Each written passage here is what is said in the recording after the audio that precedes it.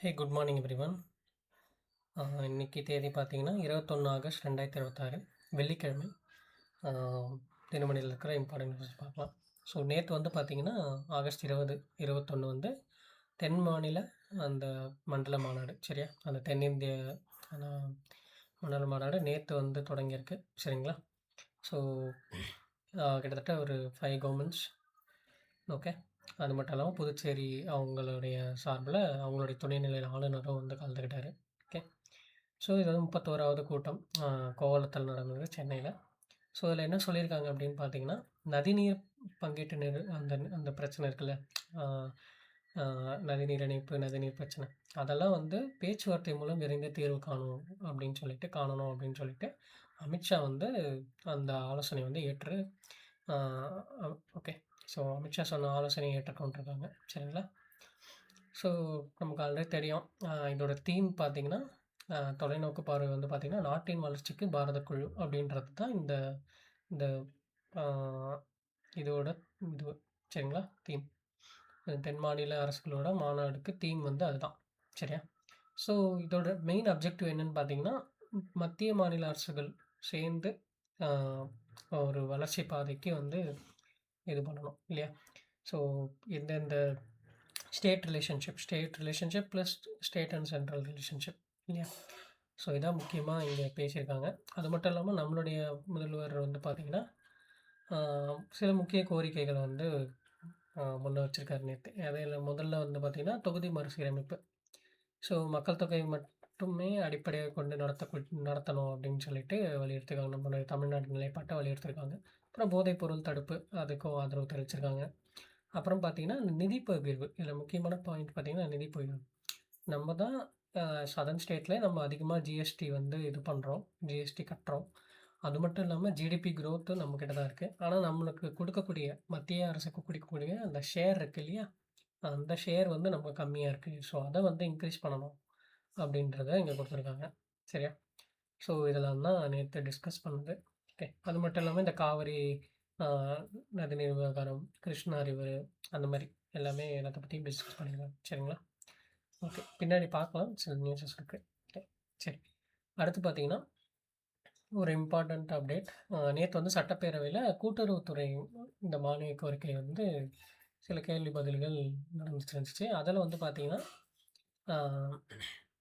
நம்மளுடைய கூட்டுறவுத்துறை அமைச்சர் காந்திராஜ் ஒரு அறிவிப்பு விட்டுருக்காரு. என்ன சொல்லியிருக்காரு அப்படின்னா, பெண்களை தொழில் முனைவோராக்க ரூபாய் 7,000 கோடியில் சிங்கப்பெண் கடன் திட்டம் அப்படின்றத ஒன்று கொண்டு வரப்போகிறதா சொல்லியிருக்காங்க, ஓகே.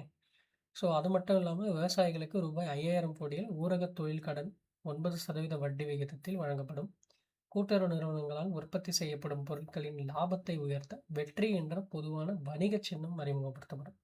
ஸோ கூட்டுறவு நிறுவனங்கள்லாம் உற்பத்தி செய்யக்கூடிய அந்த ப்ராடக்ட்ஸ் இருக்கு இல்லையா, அதுக்கெல்லாம் அந்த ப்ராஃபிட்டை வந்து உயர்த்துறதுக்கு வெற்றி அப்படின்ற ஒரு சின்னம், ஒரு லோகோ மாதிரி ஒன்று தயாரித்து இது பண்ண போகிறாங்க, சரியா? தயாரித்து இன்ட்ரடியூஸ் பண்ண போகிறாங்க. இது மட்டும் இல்லாமல் நிறைய அனௌன்ஸ்மெண்ட்ஸும் இருந்துச்சு. லைக் ரேஷன் கடைகளுக்கு வந்து யூபிஐ அக்செப்ட் பண்ணுறது. இப்போலாம் நீங்கள் பார்த்தீங்கன்னா ரேஷன் கடையில் யூஸ்பிஐ இது பண்ண மாட்டாங்க, அக்செப்ட் பண்ண மாட்டாங்க. அது மட்டும் இல்லாமல் ரேஷன் கார்டு தான் வேணும் அப்படின்னு சொல்லுவாங்க. நீங்கள் சாஃப்ட் காப்பி இது கொடுத்தாலும் ஜெராக்ஸ் கொடுத்தாலும் வாங்க மாட்டாங்க. ஏன்னா அவங்க வந்து கைரேகை, கண் ரேகை ஏதாச்சும் வைக்கணும், சரியா? ஸோ இதெல்லாம் இன்னும் எளிமைப்படுத்துறதுக்கான அனௌன்ஸ்மெண்ட்ஸும் இருந்துச்சு. அதெல்லாம் ஒன்று ஒன்றா இம்ப்ளிமெண்ட் பண்ணுவோம் அப்படின்றத சொல்லியிருக்காங்க, ஓகே. சரி, அடுத்து வந்தோன்னா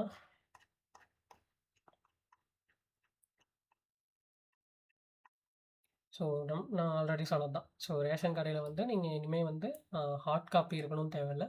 நீங்கள் சாஃப்ட் காப்பியாக ஃபோனில் அந்த ரேஷன் கார்டு காமிச்சு கூட பொருட்கள் வாங்கலாம் அப்படின்ற நடைமுறையை வந்து கொண்டு வர போகிறாங்க, ஓகே. சரி, அடுத்து எடிட்டோரியலில் பார்த்தீங்கன்னா புற்றுநோயுடைய விழிப்புணர்வு பற்றி கொடுத்துருக்காங்க.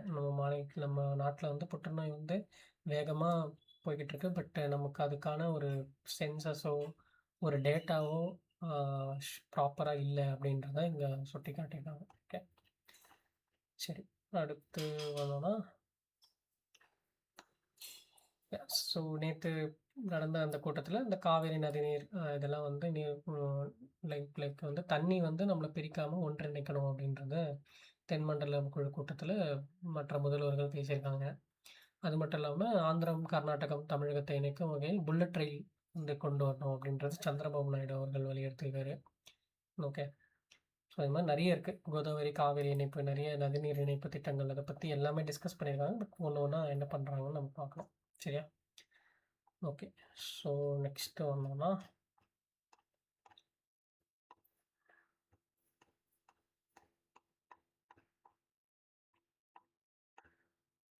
கடைசியாக பார்த்தீங்கன்னா பங்களாதேசத்தில் ஒரு அதிபர் தேர்தல் வந்து நடந்து முடிச்சிருக்கு. ஓகே, பங்களாதேஷில்.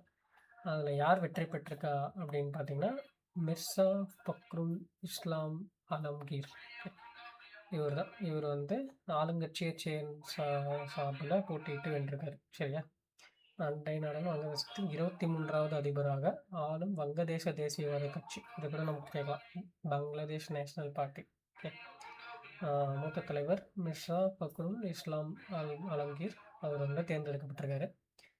ஸோ நமக்கு தெரியும் பிரதமர் வந்து தாரிக் ரஹ்மான், அதிபராக இப்போது இவரை தேர்ந்தெடுத்துக்கிறோம். சரிங்களா? ஸோ இவர் நேம் மட்டும் நோட் பண்ணி வச்சுக்கோங்க.